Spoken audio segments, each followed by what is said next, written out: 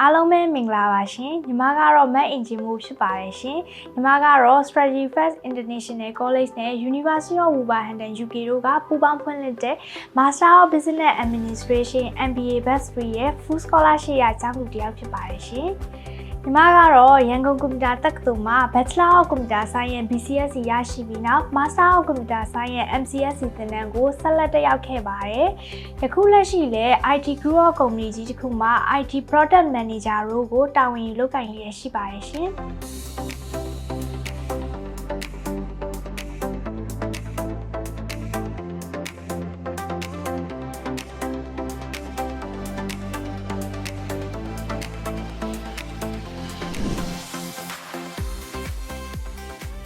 ညီမအတွက် strategy first ဆိုတာလွန်ခဲ့တဲ့10နှစ်လောက်ထဲက business school တွေအများကြီးမပေါ်ခင်တည်းကယုံကြည်စိတ်ချစွာရေးချယ်ခဲ့တဲ့အကြောင်းဖြစ်သလို reputation ကောင်းပြီး student service ကောင်းတဲ့အတွက်ကြောင့် diploma သင်တန်းတွေအများကြီးလည်းတက်ရောက်ခဲ့ဘူးလို့မိသားစုလိုရင်းနှီးပြီးသားအကြောင်းတစ်ခုလည်းဖြစ်ပါတယ်ရှင်ညီမကတော့လွန်ခဲ့တဲ့2နှစ်လောက်ထဲက MBA တက်ဖို့ scholarship ရှာနေခဲ့တာဖြစ်ပါတယ်ရှင်2020ခုနှစ်လောက်ထဲကညီမရဲ့ former hacker organization ကနေပြီးတော့ UK MBA တခု scholarship တောင်းခဲ့ပူပါတယ်အဲ့ဒီချိန်တုန်းကတော့ညီမရဲ့ဆရာ CTO ဒေါက်တာစစ်ပိုင်က MBA ဆိုတာတေချာကျောင်းကိုရွေးပြီးတော့တက်ရတယ်စစ်မှန်တဲ့ MBA ဖြစ်ဖို့လိုအပ်တယ်ပေါ့နော်အင်ဂျင်တက်ချင် strategy first မှာစုံစမ်းကြည့်လို့ပြောပါတယ်ရှင်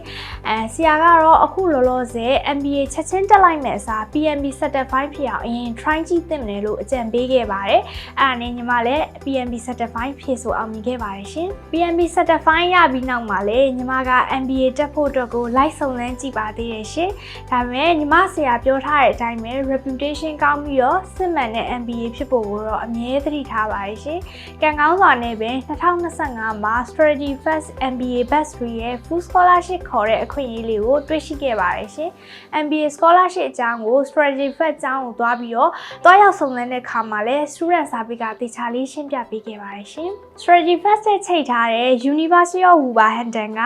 UK ရဲ့ public university တစ်ခုလည်းဖြစ်တဲ့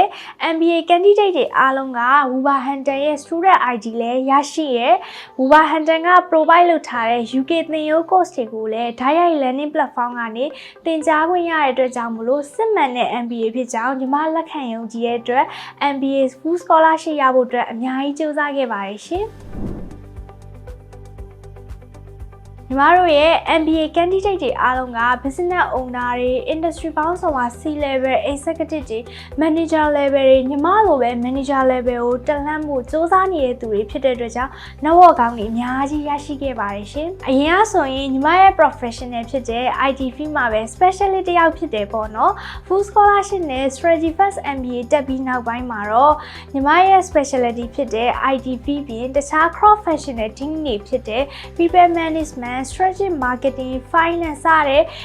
field ကိုပါပို့ပြီးတော့ကြည်ကြဲပြည့်မြင်သိမြင်လာခဲ့ပါတယ်အဲ့ဒီတော့ 1D specialty ပဲသိတယ် specialist တယောက်ဘဝကနေပြီးတော့ awareness of priority သိတယ် generalist တယောက်ဖြစ်ခုဆိုရင်ဖြစ်လာခဲ့ပါပြီရှင်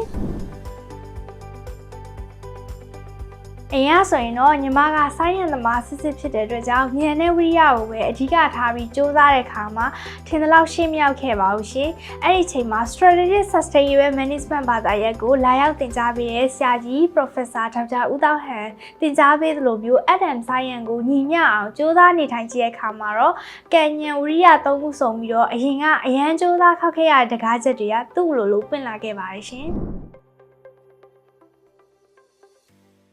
အရင်ကဆိုရင်ညီမအနေနဲ့ senior level position လောက်ကို CVA တင် interview တွေစောင့်ပြီးတော့အလုပ်ကိုင်ရှာဖွေရတဲ့အနေအထားတစ်ခုကနေပြီးတော့အခုဆိုရင် company ကြီးတွေ IT company တွေကနေပြီးတော့ managerial level ကိုလုပ်ကိုင်ဖို့ကမ်းလှမ်းတဲ့အခွင့်အရေးတွေကိုပါရရှိခဲ့ပါတယ်ရှင်။အခြေအနေတွေကမယုံကြည်နိုင်လောက်အောင်အရန်ကိုကောင်းမွန်ပြောင်းလဲသွားပါတယ်ရှင်။ Strategy First ရဲ့ MBA သင်ရိုးမှာဆိုရင်စာတွေ့ theory ပိုင်းသင်ကြားမှုတွေမဟုတ်ဘဲနဲ့ group discussion တွေ real work case study တွေပေါင်းစပ်ပြီးတော့စာတွေ့လက်တွေ့သင်ကြားပေးပါတယ်ရှင်။ဆရာကြီးဆရာမကြီးတွေနဲ့လက်ရှိလုပ်ငန်းခွင်မှာအောင်မြင်နေတဲ့ CEO တွေကို seminar တွေဖိတ်ကြားပေးတဲ့အတွက်ကြောင့်သူတို့ရဲ့အတွေ့အကြုံကောင်းတွေကိုလည်းအများကြီးလေ့လာခွင့်ရခဲ့ပါတယ်ရှင်။ဒါကြောင့်မို့လို့စစ်မှန်တဲ့ MBA ဖြစ်ပြီးတော့ University of Wolverhampton UK ကပေးတဲ့ဘွဲကိုလည်းရရှိမှာဖြစ်တဲ့အတွက်ကြောင့်မို့လို့ဒီ scholarship လေးကိုရှောက်ကြည့်ဖို့အတွက်ညီမအနေနဲ့အကြံပေးတိုက်တွန်းလိုက်ပါတယ်ရှင်။